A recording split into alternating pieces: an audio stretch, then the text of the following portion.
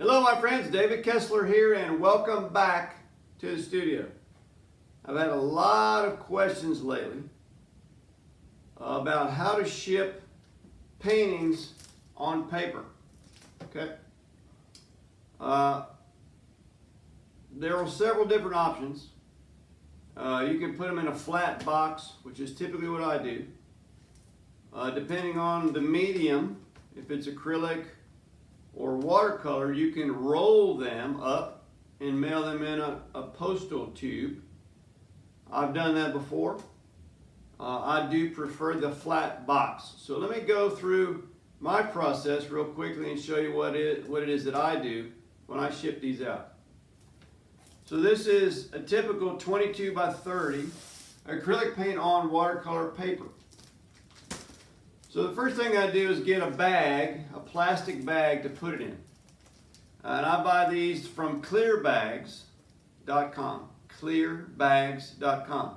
And you buy 100 of them at a time. I think maybe you can get less, I don't know. But I just get a pack of 100.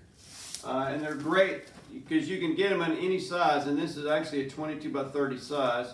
And they have a little sticky tab, right? You just pull the paper off and you stick it on there. And it makes a great protection for the painting. Okay, so that's the first thing. Now, if you don't want to use a bag, then you can use some pallet wrap, which you can get at any office supply store, pallet wrap. And you want to wrap the painting with the pallet wrap. The whole idea is you want to protect, obviously you want to protect the surface of the painting during shipping. Now, I cheat just a little bit with the packaging. I buy this watercolor paper in packs of 10 from Jerry's Artorama. And when I do, I get this box that the paper comes in. Right? This is a great box. Great box. Very heavy duty, very protective. Got a lot of layers of cardboard in there. So I use this box as a shipping box. So what I do is I take a piece of cardboard, corrugated cardboard, and I put the paper painting down onto that, and then another layer of the same kind of cardboard. Remember, my painting surface is already protected by this bag. So I'm using this double, sort of a sandwich, if you will, of cardboard in the painting, and then I secure it with packing tape. You can use clear packing tape. I buy this brown packing tape. It doesn't make any difference what you use, as long as it's something heavy duty. And I just simply tape it on all the edges, right, so that it is secure, and so that I have this nice protected paper painting protected by cardboard. This cardboard actually comes in the box with the paper. So I don't have to cut any cardboard at all. Now, if you don't have any boxes like this, you'll need to make your own box. And I've done numerous videos on that before, and I'll link to one of those, at least, in the description below, so that you'll have some idea of how to make a box. And I simply take this sandwich, once it's taped together, insert it in this beautiful box that I already have, put the shipping label on it, and ship it out.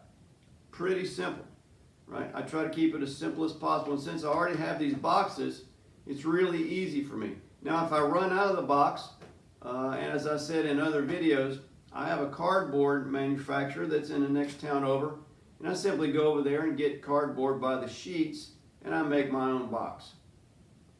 You know, now if that's not your thing, then maybe you could just take this sandwich, you can make this maybe, and take it to a FedEx store or a UPS store and let them package it in a box for you. What I like about this process is I have these two thick pieces of cardboard, right? And it takes a pretty good effort to bend that. And then this box is really heavy duty because it has a big flap, right? It has overlapping flaps. And then it has another set of flaps here. And actually I'm looking at this, and this is a U-line. This box is made by U-line. So uline.com, right? You may be able to get a box like this, a flat box like this from Uline. Okay. That's how I do it. Leave me any questions you have below. Thanks for watching, and I'll see you on the next video.